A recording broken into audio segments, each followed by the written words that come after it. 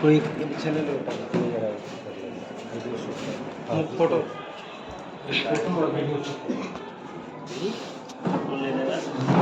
Sir video on है पहले से ही। जो एक बड़े महापुरुष हरिश्चंद्र के नाम से जिनका कि बनारस से सिंबोलिज्म है, उनके नाम से इस कॉलेज के अर्थशास्त्र के विभागाध्यक्ष जगदीश स्वामी ने हमें आमंत्रित किया और आप बच्चों के सम्मुख अर्थशास्त्र का एक बड़ा ही मौजूद विषय है पब्लिक प्राइवेट पार्टनरशिप। तो आपने सार्वजनिक और निजी क्षेत्र, आप जानते हैं कि दो क्षेत्र होते हैं। हालांकि एक मिश्रित अर्थव्यवस्था, अभी मिक्स्ड इकोनॉमी जो कि भारत के बारे में कहा जाता है, निजी क्षेत्र, सार्वजनिक क्षेत्र और मिश्रित अर्थव्यवस्था यानी कि निजी और सार्वजनिक दोनों क्षेत्र। तो आप जैसा कि जानते हैं कि आज़ाद भारत में पंचवर्षीय योजनाओं का दौर चला और पंचवर्षीय योजनाओं का जो सिलसिला 1951 या 52 में जो शुरू हुआ, तो 12 या 13 पंचवर्षीय योजनाएं चली। अब पंचवर्षीय योजनाओं का उस तरीके से जिक्र नहीं होता। अब कहीं ना कहीं योजना आयोग के बदले नीति आयोग आ चुका है। नीति आयोग एक अपने अलग तरह की प्लानिंग करता है। तो आपको हम बता दें कि 1921 आर्थिक नीति का आगमन हुआ जब नरसिंह राव की सरकार में डॉक्टर मनमोहन सिंह ने नई इकोनॉमिक पॉलिसी की जो शुरुआत की। आर्थिक नीति जो आई उसके बाद कई सारा चेंज हुआ। आप लोग उसको बीते करीब 32 साल हो चुके हैं। तो एक मॉडल आया कि सार्वजनिक क्षेत्र और निजी क्षेत्र दोनों आपस में प्रतियोगिता भी लाई है। कि पहले आपको याद होगा कि देश के प्रथम प्रधानमंत्री जवाहरलाल नेहरू हाइट, वो जो है उसका रोल जो होगा वो कमांडिंग हाइट का होगा, यानी कि हर फील्ड में, रक्षा में, इंफ्रास्ट्रक्चर में, इस्पात, टेलीकॉम, सड़क, रेलवे, पेट्रोलियम, ये जो फील्ड थे इसमें सार्वजनिक क्षेत्र की बहुत सारी कंपनियां आई और अब जो है देश के निजी क्षेत्र भी ज़्यादा से ज़्यादा निवेश लाएंगे और देश का निजी क्षेत्र ही नहीं, देश का जो मतलब कि जो हमारा जो मल्टीनेशनल कंपनी है, विदेशी कंपनियां हैं, उनका भी निवेश को हमने आमंत्रित किया और कई सारे सेक्टर को हमने खोलने का काम किया। कि पहले क्या था कि केवल इस फील्ड में 26% मान लीजिए कि निजी क्षेत्र होगा, बढ़ा करके 51% किया गया। इसी फील्ड में बहुराष्ट्रीय कंपनियों और विदेशी कंपनियों के लिए रोक रखी गई। लेकिन धीरे धीरे जब सब एरियाज खुलते गए, जैसे टेलीकॉम, जैसे कि आपका और सारा field, petroleum refinery, oil exploration, बिजली का प्रोडक्शन, जैसे कि सबसे पहले एनरॉन कंपनी आई जो बिजली बनाने के फील्ड में आई। इसी तरीके से टेलीकॉम में तो एक बहुत बड़ी स्टोरी है, हमारे देश की सक्सेस स्टोरी है। और हमने देखा कि कैसे हमने 3 नई टेलीकॉम पॉलिसी लाई, 92 में, 97 में, फिर 2004 में, फिर 11 में और फिर नरेंद्र मोदी सरकार के भी तहत जो है टेलीकॉम पॉलिसी लाई गई। तो इन सब में प्राइवेट और पब्लिक का एक पार्टिसिपेशन, जो जगदीश बाबू ने कहा कि triple P, public private partnership के मॉडल पर। तो हम आपको बता दें कि जब पब्लिक और प्राइवेट दोनों को लाया गया और फील्ड में कहा गया कि आप अपने निवेश करें, उत्पादन करें, रोजगार दें, उपभोक्ता बनाएं और सरकार का एक नियमन होगा, एक रेगुलेशन होगा। तो उसके तहत नियमन प्राधिकरण की परिकल्पना है, रेगुलेटरी अथॉरिटी की परिकल्पना है। तो उनका काम क्या होगा कि वह एक लेवल प्लेइंग फील्ड बनाएंगे। वो ये बताएंगे कि निजी क्षेत्र, सार्वजनिक क्षेत्र को अगर कोई छूट मिलती है, कोई प्रोत्साहन मिलता है, तो उतना ही प्रोत्साहन निजी क्षेत्र को भी मिले, जिससे कि लेवल प्लेइंग फील्ड हो। ये न लगे कि निजी क्षेत्र को जो है ना ज़्यादा लागत लग रही है तो फिर वो उपभोक्ताओं से ज़्यादा उसकी वसूली करेंगे। दुर्भाग्य से टेलीकॉम में यह मॉडल तो बड़ा अच्छे तरीके से लागू है। आप ये देखें कि आप पहले BSNL का मोबाइल यूज करते थे, दिल्ली में एयरटेल था, और आज आप सार्वजनिक क्षेत्र की कंपनी को छोड़ करके प्राइवेट कंपनी में जियो को लेते हैं, भारती एयरटेल को लेते हैं, वोडाफोन को लेते हैं और उसका भी रेट वही होता है। बल्कि आपको ज़्यादा अच्छा लगता है कि आप इन कंपनियों को लें, क्योंकि प्राइवेट सेक्टर में थोड़ा सा मैनेजमेंट अच्छा होता है, कंज्यूमर के प्रति ज़्यादा फ्रेंडली होते हैं। अब तो BSNL और सरकारी कंपनियों में भी मार्केटिंग की भावना।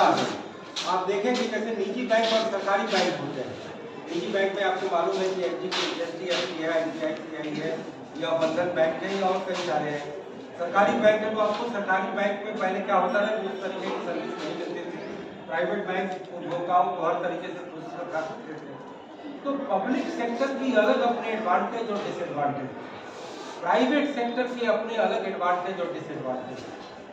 तो उसमें क्या हुआ कि एक ऐसा गाइडिंग फोर्स या ऐसा एक रेगुलेटर चाहिए होता था कि जो प्राइवेट सेक्टर में मान लीजिए कि जैसे टेलीकॉम फील्ड में गांव में वो निवेश करने से कतराते थे। प्राइवेट बैंक जो है वो छोटे कस्बाई और शहरी इलाकों में अपने ब्रांच खोलने से कतराते थे। उन्हें लगता था कि हमारा उस तरीके का कंज्यूमर नहीं आएगा जो कि 10,000 मिनिमम बैलेंस रख सके। टेलीकॉम कंपनियों को लगता था कि गांव में उस तरीके से रेवेन्यू नहीं होगा, गांव के लोग उतने ज्यादा सब्सक्राइबर नहीं बनेंगे।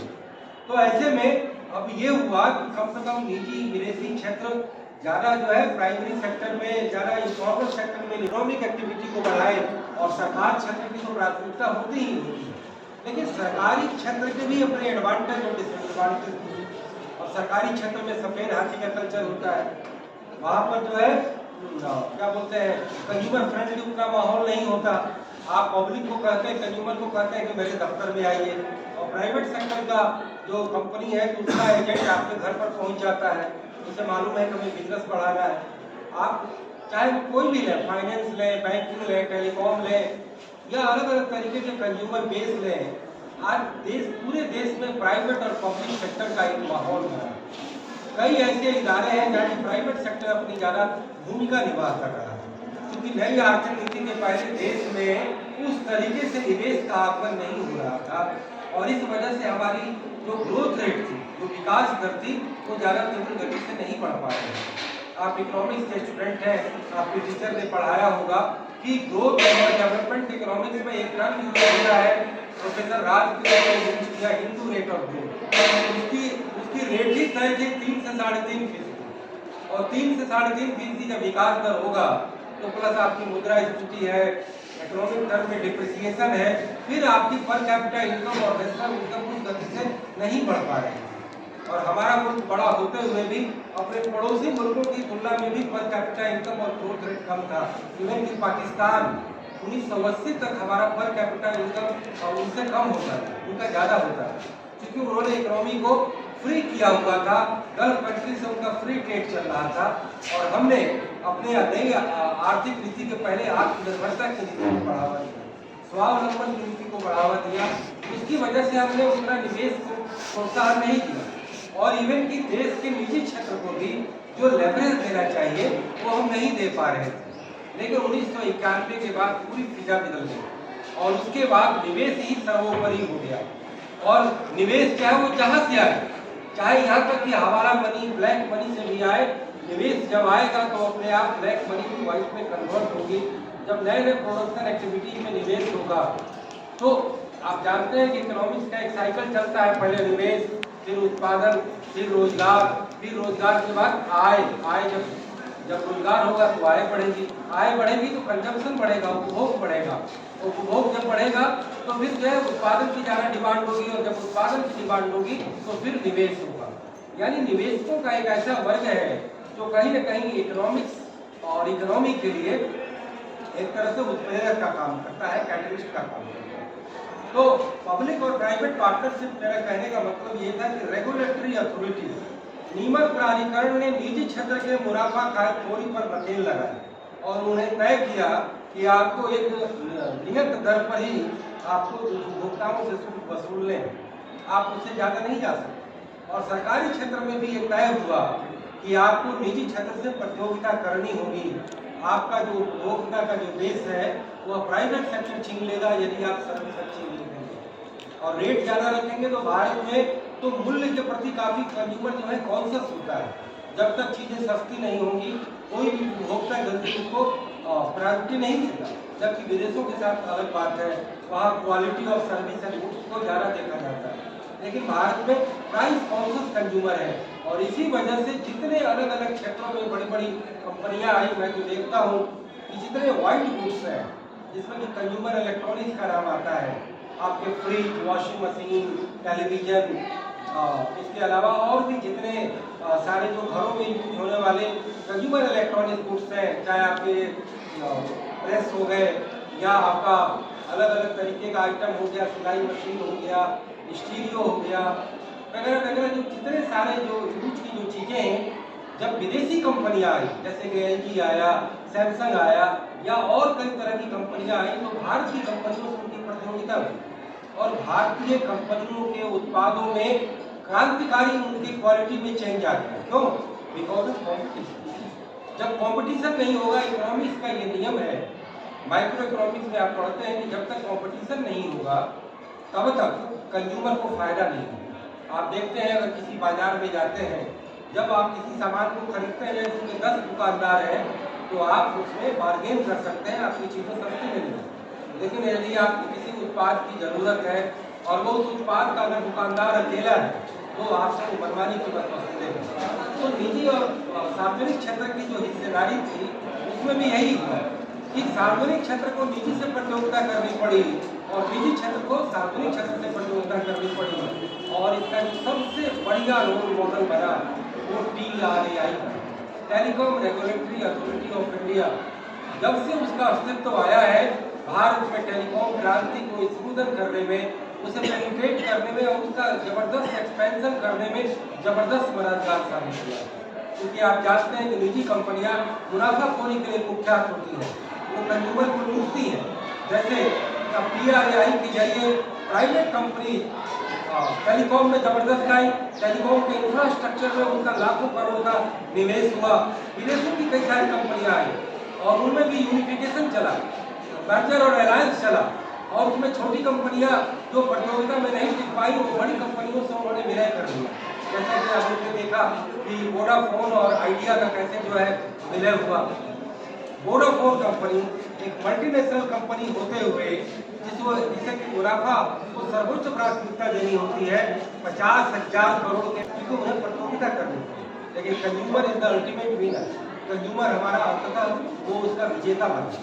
तो ऐसे में जो हमारा जो TRAI, जो कि भारत में टेलीकॉम क्रांति लाता है, सबसे ज़्यादा दुनिया में निवेश लाता है, दुनिया में सबसे कम एक दर पर टेलीकॉम की शुल्क भारत के कंज्यूमर को प्रोवाइड करता है, रोजगार का एक बहुत बड़ा जरिया बनता है। हर घर में हर घर ही नहीं, हर व्यक्ति के हाथ में मोबाइल आना एक एम्पावरमेंट, एक सशक्तिकरण का नमूना है। मैं ये कहता हूँ कि हमारी जो बेसिक नीड्स है, रोटी कपड़ा और मकान नहीं है, रोटी कपड़ा मकान और मोबाइल। तो आज जो 150 करोड़ का जो हमारा टेली सिटी बना है, ये हर व्यक्ति एक एक घर में 4-4 मोबाइल है और उसमें भी अब तो स्मार्ट मोबाइल की क्रांति हो चुकी है। 70% मोबाइल अब स्मार्ट हो चुके हैं। तो जो वैल्यू एडेड सर्विस बढ़ा, इंटरनेट का कारोबार बढ़ा, हर पंचायत में जो है ब्रॉडबैंड नेटवर्क बढ़ा और हमारे लिए टेलीकॉम एक विकास का एक बहुत बड़ा माध्यम बना और सूचना की क्रांति हुई, संचार की क्रांति हुई। ये कौन लाने वाला है? ये TRAI, telecom regulatory authority of India ने ये तय किया कि आपको उन्हीं गाइडलाइन पर सबको फॉलो करना है। कंज्यूमर को विन-विन सिचुएशन मिला। विन-विन सिचुएशन का मतलब होता है कि सब फायदे में, तो हमारा निवेशक भी फायदे में, हमारा उपभोक्ता भी फायदे में, हमारी इंडस्ट्री फायदे में और सरकार भी फायदे में, क्योंकि उसको सरकार को टैक्स मिलता है, सरकार को उसका एक कर मिलता है जिससे कि सरकार अपने अन्य सारे सार्वजनिक व्यय को पूरा कर सकती है। तो पब्लिक प्राइवेट पार्टिसिपेशन का जो सबसे बड़ा मॉडल TRAI बना, दुर्भाग्य से वह मॉडल अन्य क्षेत्रों में नहीं सफल हो पाया। मैं एग्जाम्पल लूँगा बिजली क्षेत्र का, क्योंकि बिजली राज्य का भी विषय है, वो केवल राज्य सरकारें करती है। तो इसमें 2 स्तर के रेगुलेटरी अथॉरिटी बने, हर स्टेट में अपनी इलेक्ट्रिसिटी रेगुलेटरी अथॉरिटी बनाई। जैसे दिल्ली में DERC है, अलग अलग राज्य का, यूपी का अलग है, सब राज्यों का अलग अलग है और सेंट्रल की अलग है, CERC, central electricity regulatory commission. तो इस तरीके से जो ये जो रेगुलेटरी अथॉरिटी जो बिजली में आई, वो बिजली के दरों को कम करने में उस तरीके से मददगार साबित नहीं, उस तरीके से मॉडल नहीं बन पाया। अब मैं एग्जाम्पल दूंगा, जहाँ जहाँ बिजली का वितरण निजी क्षेत्र को दिया गया, जैसे दिल्ली में दिया गया, वहाँ पर एक क्या बोलते हैं BSES है रिलायंस पावर का और दूसरा NTPL है टाटा कंपनी का। लेकिन दोनों ने एक जोन बांटा हुआ है, 3 जोन अगर BSES को है तो एक जोन जो है NTPL। और वो अपने किराए जो है वो इलेक्ट्रिसिटी रेगुलेटरी अथॉरिटी से वो मनमाने तरीके से अपने मुनाफे के हिसाब से फिक्स करा देती है। जनता को लगता ही नहीं है कि हमें कोई कंपटीशन हो रहा है। लेकिन मुझे याद है कि एक बार दिल्ली के ही चुनाव में प्रधानमंत्री नरेंद्र मोदी ने भाषण दिया था तो कहा था कि हम बिजली के दरों को भी कॉम्पिटिटिव बनाएंगे। जब 4-5 प्लेयर होंगे उनमें जो सबसे सस्ती बिजली देगा वो उपभोक्ता उनका कनेक्शन लेगा। लेकिन मुझे लगता है कि वो इस तरीके से मॉडल एवॉल्व नहीं हो पाया जिस तरीके से टेलीकॉम में हो पाया। फिर मैं आता हूँ पेट्रोलियम पर। पेट्रोलियम में भी वितरण के क्षेत्र में रिलायंस कंपनी है, एसआर है, 2-3 कंपनी और है, लेकिन वहाँ लेवल प्लेइंग फील्ड का माहौल नहीं बन पाया। अब जैसे हमने देखा कि कई सारे पेट्रोलियम प्रोडक्ट में सरकार ने जो एक्साइज और कस्टम की दरों को बढ़ाने से मना कर दिया, लेकिन प्राइवेट सेक्टर की जो कंपनीज थी वो एक तरह से उनमें जो एक्साइज और कस्टम नहीं घटा तो उनके दर जो है ज़्यादा होते थे। रिलायंस के पेट्रोल पंप इस वजह से वर्षों बंद रहे और जिन्होंने जिसको उन्होंने फ्रेंचाइजी दी थी उन्होंने अपना पेट्रोल पंप बंद करके और वो कहने लगे कि हमारी कंपनी जो है हमारी सिक्योरिटी मनी वापस कर दे, नहीं तो हमारा बहुत सारा ये नुकसान होगा, हम सारे बर्बाद हो जाएंगे। तो पेट्रोलियम फील्ड में ये चीज़ें उस तरीके से लागू नहीं हो पाई। अब आप बच्चों हम ये कहेंगे तो अभी रेलवे में निजीकरण की हर जगह आप चर्चा सुनते हो, सुगबुगाहट आती है। तो रेलवे को लेकर के भी सरकारें तय नहीं कर पा रही किस रेलवे में निजी क्षेत्र को दें। पहले ये तय हुआ कि रेलवे में कुछ ट्रेनें प्राइवेट सेक्टर के मैनेजमेंट में चलाई जाएंगी और जो प्रीमियम ट्रेन का जो कॉन्सेप्ट है और आपकी मजबूरी का फायदा उठाती है। मैं ये कहता हूँ कि मोनोपोली चाहे प्राइवेट की तो खराब होती ही है, सरकार की भी यदि मोनोपोली अगर कहीं पर है तो वह भी कोई जनता के लिए कल्याणकारी नहीं होता, क्योंकि सरकार भी मनमाने तरीके से रेट वसूलती है, लाल फीताखोरी होती है, सफेद हाथी की तरह वर्क कल्चर सरकार में प्राइवेट की तरह उतना मुस्तैद नहीं होता। तुरंत जो है जिंदाबाद मुर्दाबाद करने लगते हैं, तुरंत जो है हड़ताल बुला ली जाती है। तो इस तरीके से अगर मोनोपोली होगी तो उससे जनता को फायदा नहीं होगा। MTNL और BSNL मुझे याद है कि कभी 20-20 रुपये मिनट मोबाइल के और सेलुलर के जो है कॉल चार्ज किया करते थे, क्योंकि मोनोपोली थी।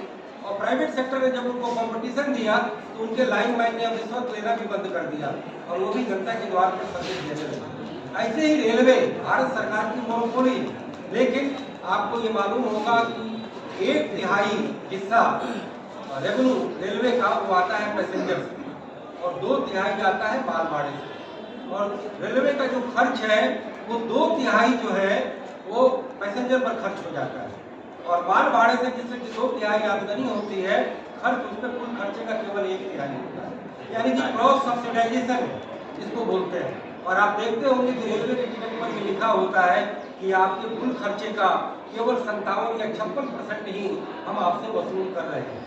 ये बात ठीक है कि भारत में रेलवे सस्ती है, लेकिन इसका मतलब ये नहीं कि रेलवे का अगर दुगुना और तिगुना किराया बढ़ा दिया जाए तो रेलवे मुनाफे में आ जाएगी और पब्लिक अकाउंट करने के लिए तैयार हो जाएगी। मुझे लगता है कि रेलवे में कई सारे लीकेजेस भी हैं, करप्शन भी है, मिसमैनेजमेंट भी है, ओवर स्टाफिंग है, उपलब्ध संसाधनों का पूरा उपयोग नहीं होता, जिससे कि कॉस्ट ऑफ प्रोडक्शन थोड़ा ज़्यादा है। लेकिन मेरा अपना निजी मत है कि सरकार की जितनी सर्विसेज हैं और गुड्स हैं, चाहे बिजली हो, रेलवे हो, पेट्रोलियम हो, गैस हो या और कई सारी चीज़ें हों, उसको पॉपुलिज्म के नाम पर उसकी दरें बढ़ाने से रोका नहीं जाए, क्योंकि उसकी जो सब्सिडी होगी वह भी आप ही की जेब से ली जाएगी, आपसे कर लिया जाएगा और यहाँ का पैसा वहाँ दे दिया जाएगा, वहाँ का पैसा यहाँ दिया जाएगा, दिखा दिया जाएगा कि हम आपको तो सस्ता दे रहे हैं, लेकिन आपको पता नहीं चलेगा कि वो आपके ही जेब पर किसी तरीके से डाका दिया जा रहा है। तो अर्थशास्त्र का एक बेहतर अर्थशास्त्र का यह तकाजा है कि सरकारें जितनी सेवाएं मुहैया करें वो सब्सिडी पर न चलाएं, उसके मैनेजमेंट को दुरुस्त करें, उसके लीकेजेज और कॉस्ट को कम करें और पब्लिक से ये तय कर लें कि हर साल जो थोक मूल्य सूचकांक का जो एवरेज दर होता है 4% या 3%, 4% अनिवार्य रूप से हर सर्विस और गुड्स का दाम आप 4% बढ़ाएं, क्योंकि मुद्रास्फीति है तो उसकी भी लागत बढ़ रही है। और उससे क्या होगा कि सारे जो महकमे हैं वो अपने पैर पर खड़े होंगे, उनका मैनेजमेंट अच्छा होगा, वो सब्सिडी की आस में नहीं होंगे, लेकिन अगर आप अलग अलग सेगमेंट में जाए, शिक्षा है, स्वास्थ्य है, रेलवे है, बिजली है, पानी है, सड़क है, आप उनको अलग अलग, अपने से आजकल जितने हाईवेज बनते हैं सब पर टोल टैक्स देना होता है। नितिन गडकरी खुद कहते हैं कि मेरे पास संसाधन की कमी नहीं है, मैं इतना लाख करोड़ रुपया टोल के जरिए वसूलता हूँ। ये कई लोगों पर लगती है कि ये बड़ी महंगी है, बहुत ज्यादा टोल लग रहा है, तो इसका उपाय कौन निकालेगा? इसका उपाय निकालेगा वही रेगुलेटरी अथॉरिटी, नियामक प्राधिकरण, पीपीपी, इसको मॉडल पार्टनरशिप का जो एक इंस्टीट्यूशन जो फ्रेम है, जो उसका इंस्टीट्यूशनल अरेंजमेंट है। तो जब हम रेगुलेटर बनाएंगे, चाहे वो सड़क का हो, बिजली का हो, पानी का हो, रेलवे का हो, तो क्या है कि उसमें निजी क्षेत्र और सार्वजनिक क्षेत्र का निवेश आएगा और दोनों रेवेन्यू और प्रॉफिट शेयर करेंगे और कंज्यूमर को एक बड़ी ही रियायत और उचित लागत देनी पड़ेगी। ये नहीं होगा कि मनमाना होगा, और मनमाना कब होता है? जब मोनोपोली होती है। आज हाईवेज में सरकार की मोनोपोली है, तो वो टोल की चार्जेस जो है हो सकता है उचित भी हो और हो सकता है ज़्यादा भी हो, वो वसूलती है। लेकिन उसमें एक अच्छी एक तकनीकी क्रांति हुई, वो आपका फास्ट टैग का एक कॉन्सेप्ट आया। फास्ट टैग लगने से आपका वो टोल टैक्स आधा हो जाता है। तो कहीं ना कहीं तकनीकों का भी बहुत बड़ा उपयोग है हमारे आर्थिक विकास में, विकास की गाथा लिखने में, सक्सेस स्टोरी करने में और अलग अलग सेगमेंट के डेवलपमेंट में। अब भारत में जो नई आर्थिक नीति के बाद जो आर्थिक विकास की जो कथा लिखी गई है, जो सक्सेस स्टोरी हुई है, उसमें एक नहीं और भी कई मिसालें हैं। जैसे आप देखिए ऑटोमोबाइल में क्रांति हुई, एफडीआई का जो मॉडल है वो सबसे ज़्यादा ऑटोमोबाइल में सफल हुआ। सबसे ज़्यादा हमने विदेशी निवेश मंगाए और सारी विदेश की बड़ी ऑटो कंपनियां देश में आई। ये बात अलग है कि 4-5 साल में 2 बड़ी कंपनियों ने छोड़ा, जिसमें जनरल मोटर्स का नाम आता है, लेकिन उन्होंने आकर के यहाँ पर कारखाने लगाए, रोजगार दिए, बल्कि कंज्यूमर बेस बनाया, यहाँ से एक्सपोर्ट किया और भारत सरकार को काफ़ी ज़्यादा रेवेन्यू भी बढ़ा और भारत सरकार में एक मिडिल क्लास की एक बड़ी इकोनॉमी तैयार हुई। मैं बनारस को अभी देख रहा था, 11 साल 12 साल पहले जो बनारस था और आज है जमीन और आसमान का फर्क आ चुका है। एक मोस्ट वाइब्रेंट सिटी के रूप में मुझे वाराणसी दिखाई दिया। तो जो बी ग्रेड की सिटी है मेट्रो के अलावा, उनमें भी एक ग्रोथ का एक नया सेंटर खुला है। वहाँ भी हर चीज़ों की डिमांड बढ़ रही है, कारों की, फ्रिज की, अलग अलग गाड़ियों की, बड़े रियल एस्टेट एक बहुत बड़ा हमारा वो बना है। मैं जब रेगुलेटरी अथॉरिटी की बात करता हूँ तो मुझे याद है कि मैं 10 साल पहले इन चीज़ों की एडवोकेसी किया करता था। आपको मैं एक चीज़ और बता दूँ कि मैंने बहुत सारी किताबें लिखी हैं गवर्नेंस और करप्शन पे, जिन किताबों को लेकर के देश की किस तरीके की व्यवस्था हो, किस तरीके की नीतियों में परिवर्तन हो, कानून में परिवर्तन हो, सिस्टम परिवर्तन हो, व्यवस्था में परिवर्तन हो, क्या चीज़ अच्छे हुए हैं और क्या चीज़ अभी होना बाकी है। जैसे कि पहले यूपीए की सरकार थी, उससे पहले एनडीए की सरकार थी। जो नई आर्थिक नीति कांग्रेस पार्टी लाती है और उस नीति पर सबसे ज़्यादा दौड़ अच्छी जो है वो एनडीए लगाती है, वाजपेयी की सरकार। फिर यूपीए आती है, उसमें कुछ लोक लुभावन का तड़का लगाती है। फिर उसके बाद में नरेंद्र मोदी का एनडीए 2 आता है, जो एक नए एक तरह से हाइट पर इकोनॉमी को और देश को लेकर के जाते हैं। तो कुल मिलाकर के हमें लगता है कि ट्रिपल पी का जो मॉडल है और रेगुलेटरी अथॉरिटी है, ये देश के इकोनॉमिक्स के अनेकानेक और क्षेत्रों में भी एवॉल्व करने की जरूरत है। और मुझे लगता है कि रेलवे अभी उसके लिए सबसे बढ़िया जगह है। मैं कहता हूँ कि निजी क्षेत्र जरूर आए, लेकिन निजी क्षेत्र आकर रेलवे के ट्रैक में इन्वेस्टमेंट करें, क्योंकि हमारे पास अभी 70,000 किलोमीटर का ट्रैक है और पिछले 75 सालों में केवल हमने 20,000 किलोमीटर के ट्रैक बढ़ाए। 50,000 किलोमीटर का ट्रैक अंग्रेजों के टाइम में ही बन चुका था। तो अगले 20 सालों में देश की नीड को पूरा करने के लिए करीब 1.5 लाख किलोमीटर रेलवे ट्रैक की जरूरत है और सरकार अपने खर्चे से बना रही है। सरकार अगर कोई पॉलिसी लाए, मॉड्यूल लाए और निजी क्षेत्र को यह आमंत्रित करे कि आप ये 2 ट्रैक जो गुजर रहे हैं, एक ट्रैक इधर और एक ट्रैक और रेलवे की जमीन खाली पड़ी है, आप निवेश करें और अगले 50 सालों के लिए रेवेन्यू शेयर करें।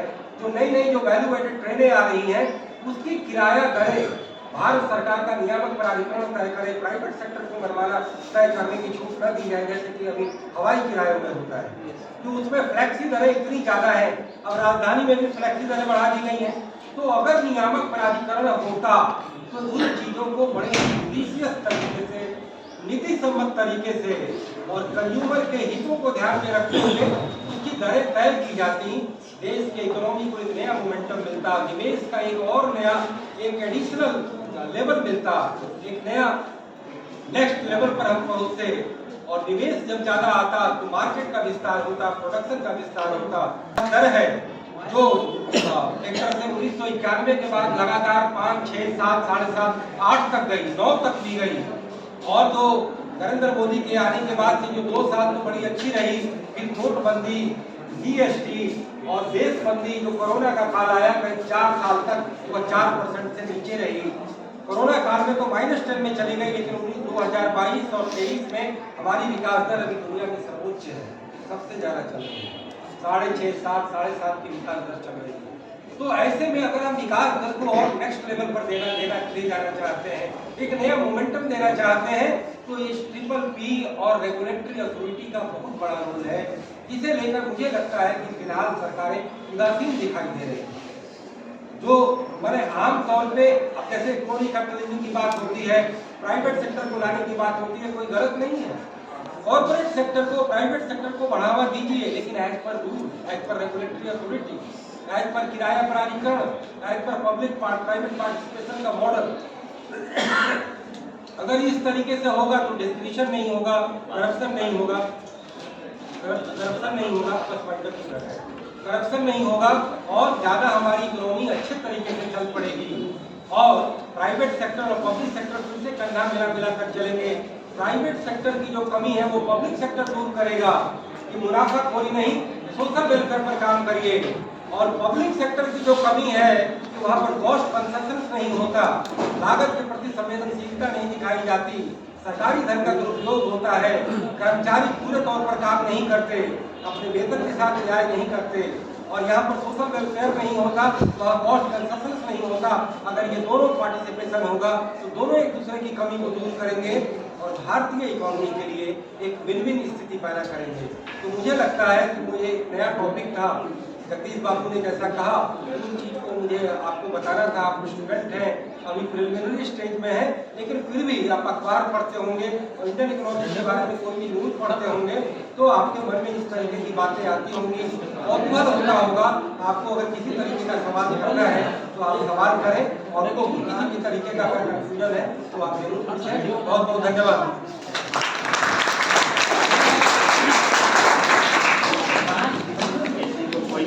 करना है, कोई क्वेश्चन पूछना है, वो अपनी जिज्ञासा के लिए क्वेश्चन पूछ सकते हैं।